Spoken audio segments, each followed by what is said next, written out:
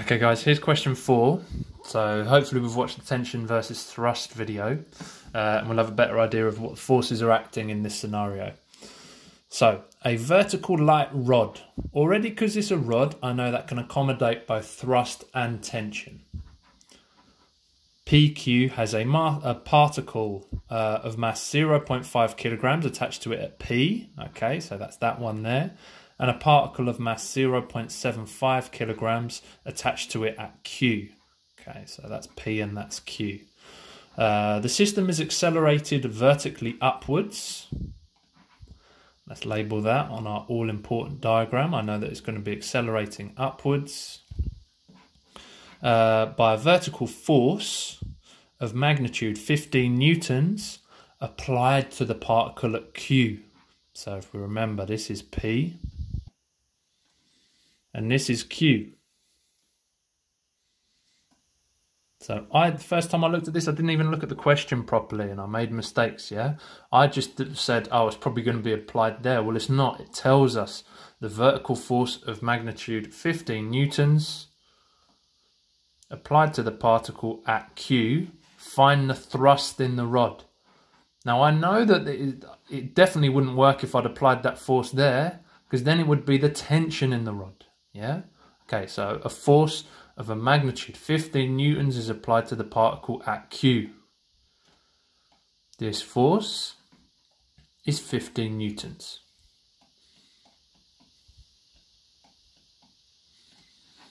Just as we did a moment ago, I know that the weight of this acting down is mass times gravity, so 0.5 g. And this weight acting down here is mass times gravity, 0.75 g. What other forces are going on? Well, I've got the thrust, yeah? If this force here is the thing that's pushing up the whole system, what's going to be acting against this here? Or acting against here, I'm just going to move this up so it's a bit tidier. Acting against this here will be the thrust. And the thing that's pushing this up is the thrust. Just like in tension, they're equal and opposite and they will cancel each other out. Now, even though it doesn't go into this on the mark scheme, I want to discuss another way that we could potentially solve this. Yeah, so let's look at the way that the mark scheme does it first. Yeah, so I'm going to look at particle A. So I'm going to resolve for A.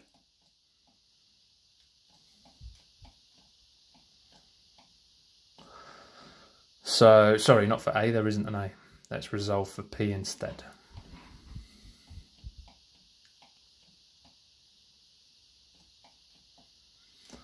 Accelerating up, so I'm going to resolve upwards. Let's take up as the positive direction. Okay, and then let's just look at the forces.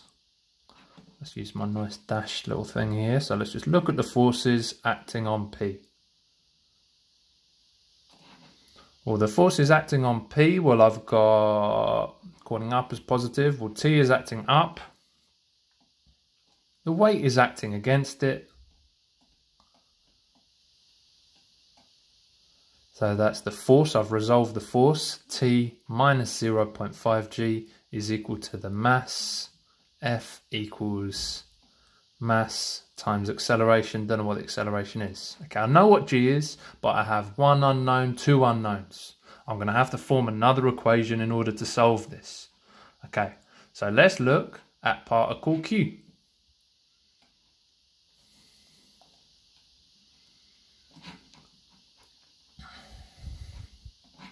So for Q, it's accelerating up. So let's take up as the positive direction. So I've got 15 minus the weight, 15 minus 0.75 g.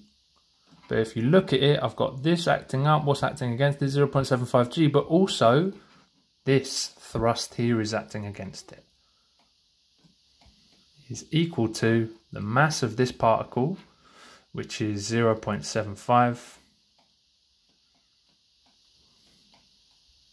times the acceleration. Now I can simplify this because I know that g is 9.8, and when I do that I basically get 7.65, so 15 minus 0.75 g is going to give me 7.65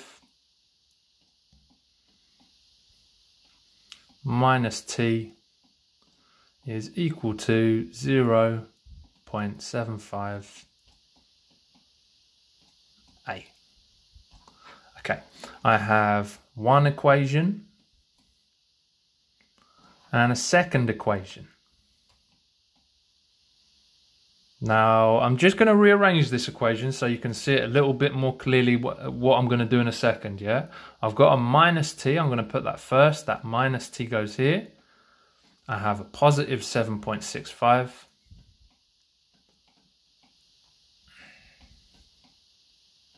is equal to 0.75a. So that's just another version of equation 2. So now let's write equation 1 and equation 2 underneath each other. T minus 0.5g equals 0.5a, and minus t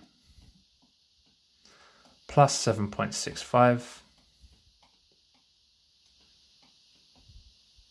is equal to, oh sorry, I forgot the a off there, very bad practice, 0.75 a. Okay, so I know I could if I wanted to, and I will do in a second, work out what this is. So in fact, that's 9.8, isn't it? So 0.5 g times 9.8, this is essentially minus 4.9. But I have a t and a minus t. Therefore, if we add those together, just like we do in simultaneous equations, the t's are going to cancel. I solve, and you should have got that a is equal to 2.2. That's not what I wanted. Not a problem, because now I have an equation that I can just substitute that into. So let's just sub a equals 2.2 into, let's say, this equation here.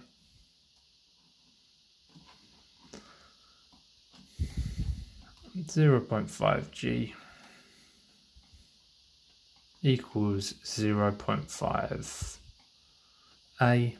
So all I'm going to do is just put t minus 0.5g equals 0.5 times 2.2. Sorry about my handwriting. That's 0.5. And then work that out, and you basically get t equals 6 afterwards. Now the mark scheme, don't switch off now, yeah? But some of you are probably thinking, oh, I understand that now. Thanks for, well, I hope you're thinking this. Thanks for the explanation, sir. I just want to discuss one more thing, because there's one more way that I would have done it. In fact, I didn't do it like this when I first did it, because someone sent me this question before. Sorry, that's getting smaller and smaller. So this is, you can look at P, you can look at Q, but if you think about it, there's one more way that I could have looked at it as well. And that way, see if I can get rid of this. That's weird, isn't it?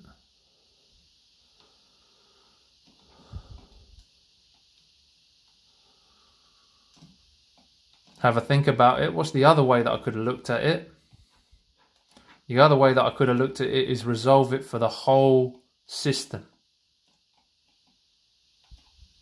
So that's what I did.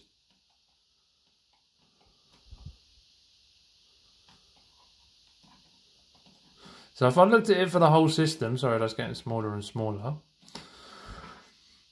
I'm just going to look at the total force which is acting up. So the total force which is acting up is just going to be 15. I could include the thrusts in there, but they're going to cancel. So acting against the force acting up, which is 15 newtons, I've got 0.5 g and I've got 0.75 G, and that is equal to the total mass of the system. It's important that we know this way as well, which is going to be 0.5 times 0.75 is 1.25. So that's the forces resolved equals the total mass of the system times the acceleration. Then when you simplify that and solve to find A, in my mind this was a quicker way just to find A was 2.2 meters per second squared, and then you could substitute it into either this one or this one. So in the event that you did it as the whole system first, you didn't actually need to do simultaneous equations. You could have just worked out that A equals 2.2, then either substitute into this or substitute into this equation here. Yeah, so that's another way that you could have done it. It's important sometimes that you understand, well, it's definitely important that you understand this method as well. All right, please email me with any questions. Thanks for your time, guys.